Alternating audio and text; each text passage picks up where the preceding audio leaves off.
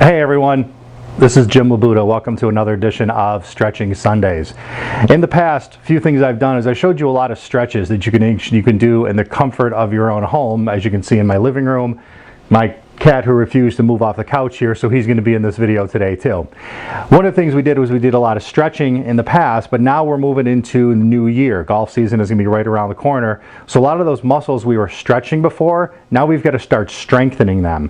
One of the first things I talked about was our hip muscles and how if we have inflexible hips or weak hip muscles, then what that leads to in the golf swing is it leads to a lot of swaying outside of our neutral joint alignment, or even swaying forward instead of being able to properly rotate our hips and move them in the golf swing.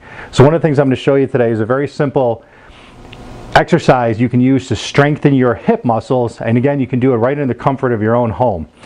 All I have here is I got a small piece of resistance tubing. You can pick this up at any local sporting goods store. Order it off of Amazon. It's just again a piece of resistance tubing.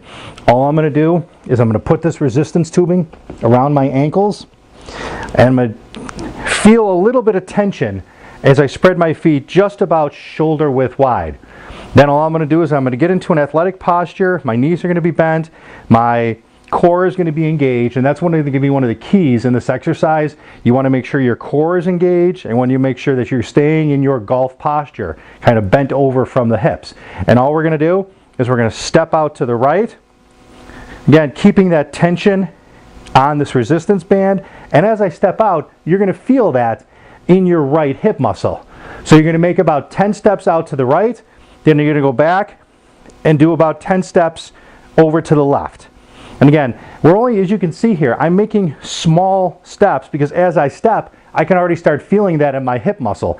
You want to make sure you're not taking too big of a step and stretching the tubing out too much, but just make sure you're taking enough of a step to stretch that muscle on the side. Make sure you feel the tension in there as you're keeping your core engaged and you're staying in your golf posture.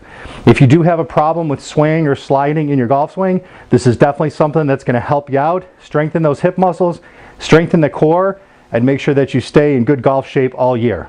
Thanks for watching. We'll see you next time on Stretching Sundays.